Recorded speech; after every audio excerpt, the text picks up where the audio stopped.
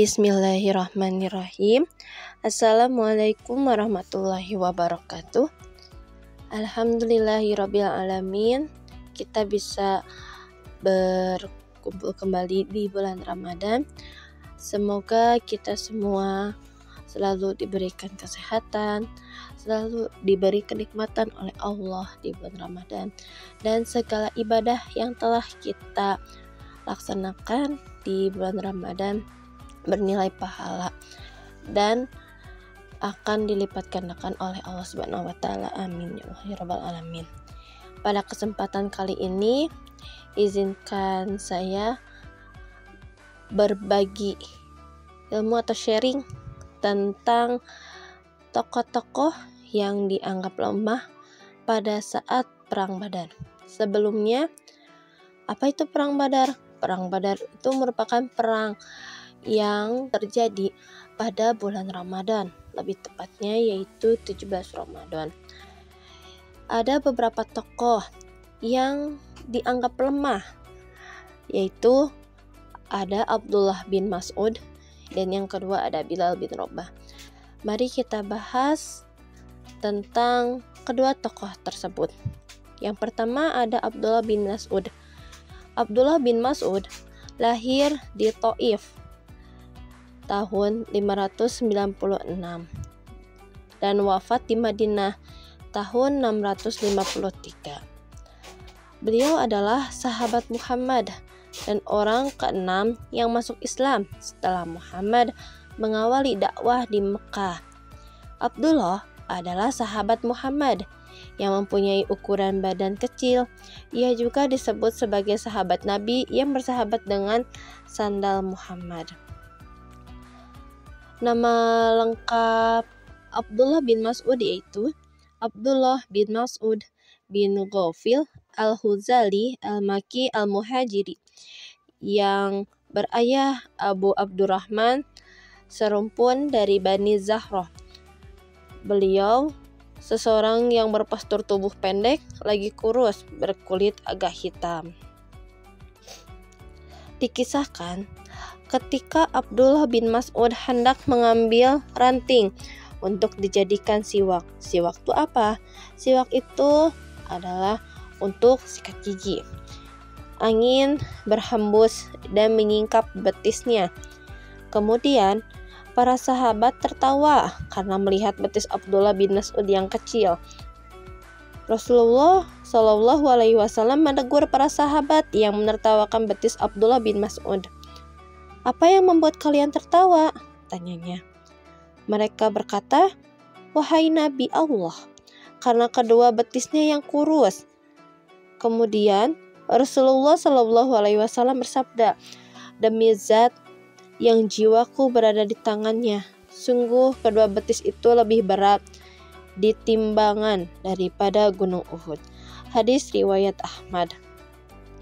Jika kita lihat dari kisah Abdullah bin Mas'ud, walaupun Abdullah bin Mas'ud memiliki betis yang kecil, tapi dia mempunyai kekuatan yang sangat kuat untuk bisa melawan para kaum kafir Quraisy pada saat perang Badar. Dan kita sebagai umat Islam dilarang untuk yang namanya itu membuli, walaupun itu hal yang kecil. Apalagi tentang body shaming. Body shaming itu apa, Bu? Body shaming itu mengolok-olok atau menjelek-jelekan dari segi tubuh. Nah, itu salah satunya ada di Abdullah bin Mas'ud tentang betisnya.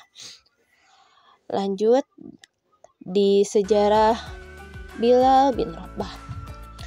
Bilal bin Rabah lahir di Mekah 5 Maret 580 dan wafat di Damaskus 2 Maret 640. Beliau adalah salah satu sahabat dari Nabi Islam Muhammad. Ia lahir di Mekah dan dianggap sebagai muazin pertama dalam sejarah yang dipilih Muhammad sendiri. Dia adalah mantan budak Abyssinia dan dikenal karena suaranya yang keras yang memanggil orang-orang muslim untuk melaksanakan sholat. Dia meninggal pada usia 60 tahun. Kenapa beliau bisa termasuk orang yang lemah juga? Karena pada suatu hari Abu Dzar, salah seorang sahabat Rasul, memanggil Bilal dengan sebutan, "Hai anak hitam." Rupanya Bilal tersinggung. Ia tidak menjawabnya lalu pergi menemui Rasulullah. Nah, karena Bilal dipanggil hitam, makanya Bilal sangat marah. Mendengar cerita Bilal, wajah Rasulullah berubah. Beliau tidak senang dengan apa yang dilakukan Abu Dzar. Lalu Rasulullah pergi ke masjid. Saat melewati Abu Dzar, beliau tidak menyapanya. Berarti tandanya Rasulullah pun marah. Lalu Abu Dzar merasa bersalah dan Abu Dzar meminta maaf kepada Bilal. Nah, Abu Dzar ini merasa bersalahnya karena ternyata Rasulullah sudah mengetahui bahwa Bilal ini dibuli oleh dia karena dipanggil hitam. Makanya Rasulullah sampai marah. Lalu ia memberanikan diri menyapa Rasulullah dan menanyakan kenapa beliau marah. Sampai akhirnya Rasulullah berkata, "Wahai Abu Dzar, kamu telah menghina Bilal dan asal-usulnya.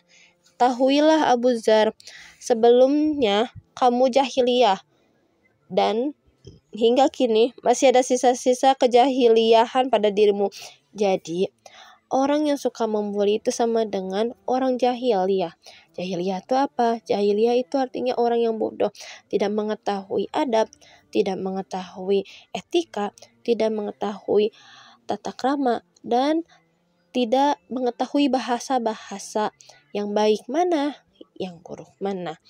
Jadi, kita selaku umat muslim tidak boleh mencontoh yang sudah dicontohkan oleh Abu Dzar dan para sahabat yang lain yang sudah membuli, karena itu bukan merupakan perbuatan yang baik. Kalau misalnya kita melihat ada teman yang memiliki kulit yang berbeda atau postur tubuh yang berbeda atau ukuran tubuh yang berbeda, kita tidak boleh menghina, tapi kita harus bersyukur. Kalau misalnya, oh badan aku berisi, oh berarti Allah sudah memberikannya seperti itu. Jadi apapun yang sudah Allah berikan kepada kita atau sudah diberikan kepada teman kita, harus selalu bersyukur tanpa harus memandang yang lainnya atau membanding-bandingkan yang lainnya. Lalu ceritanya, mendengar komentar Rasulullah, Abu Dzar Al-Ghifari langsung menyesal dan menangis. Ia memohon agar Rasulullah berkenan memaafkannya dan memohon ampun kepada Allah. Tak lupa ia segera menemui Bilal dan meminta maaf.